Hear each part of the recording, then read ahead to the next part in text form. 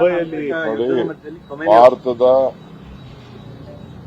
ನಾಗರಿಕರನ್ನ ನಾವು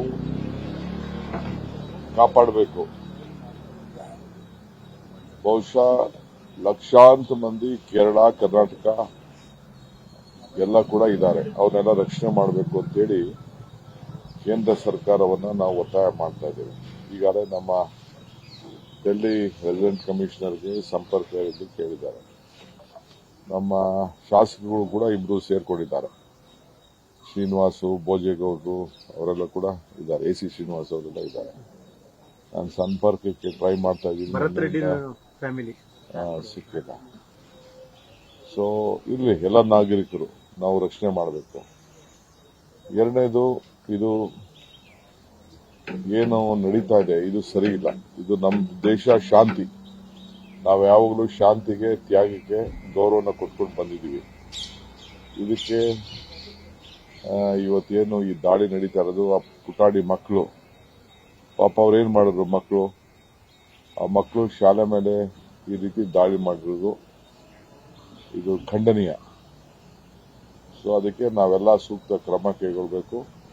ಆತಂಕ ಪಡೋದು ಬೇಡ. ಸೊ ನಮ್ಮ ಸರ್ಕಾರದ ವತಿಯಿಂದ ನಾವೇನು ಕೇಂದ್ರ ಸರ್ಕಾರದ ಮೇಲೆ ಒತ್ತಡ ಇರಬೇಕು ಆ ಕೆಲಸವನ್ನೆಲ್ಲ ನಾವೆಲ್ಲ ಮಾಡ್ತೇವೆ. ನಮ್ಮ ಕನ್ನಡ ಸಂಘಟನೆಗಳೇನಿದೆ ಅವ್ರಿಗೂ ಕೂಡ ನಾವು ಇಲ್ಲಿಂದನೇ ಮನವಿ ಮಾಡ್ತಾ ಇದ್ದೀನಿ. ನೀವು ಕೂಡ ಎಲ್ಲ ಸೇರಿ ಆತ್ಮಧೈರ್ಯ ತುಂಬುವಂತ ಕೆಲಸವನ್ನ ಮಾಡಿ. ಏಕೆಂದ್ರೆ ವಿಪರೀತ ಫೋನ್ ಕಾಲ್ಸ್ ಬರ್ತಾ ಇದೆ. ನಿನ್ನೆ ರಾತ್ರಿ ಕೂಡ ನನಗೆ ಪರಿಚಯ ಇರೋಂಥ ಕೆಲವು ಅನೇಕ ಸಂಸ್ಥೆಗಳು ನಮ್ಮ ಹತ್ರ ವ್ಯವಹಾರಗಳು ಮಾಡ್ಕೊಂಡಿರುವಂತವ್ರಿಗೆಲ್ಲ ಕೂಡ ಮಾತಾಡಿದೆ. ಎಲ್ಲ ಗಾಬರಿ ಆಗ್ತಾ ಇದೆ. ಎಲ್ಲ ರಾತ್ರಿ ಅಲ್ಲಿ ಏರ್ ಸ್ಟ್ರೈಕ್ ಎಲ್ಲ ಕಾಣ್ತಾ ಇದೆಯಂತೆ. ಸೌದಿಲೆಲ್ಲ ಮಿಸೈಲ್ಸ್ ಎಲ್ಲ ಓಡಾಡ್ತಾ ಇರೋದೆಲ್ಲ ಕಾಣ್ತಾ ಇದೆಯಂತೆ. ಸೊ ಸ್ವಲ್ಪ ಗಾಬರಿ ಆಗಿದ್ದಾರೆ.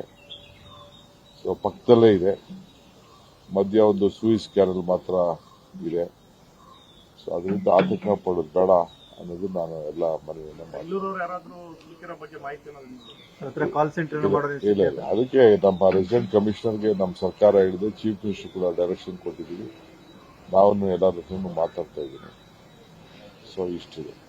ಕೇಂದ್ರದಿಂದ ಹೆಲ್ಪ್ ಲೈನ್ ತೆಗೆದಿದ್ದಾರೆ ಸರ್, ರಾಜ್ಯ ಸರ್ಕಾರದಿಂದ ಏನಾದರೂ ಬೇರೆ ಫಸ್ಟ್ ನಾವು ಅವ್ರು ಬೇರೆ ನಾವು ಬೇರೆ ಮಾಡೋಕ್ಕಾಗಲ್ಲ.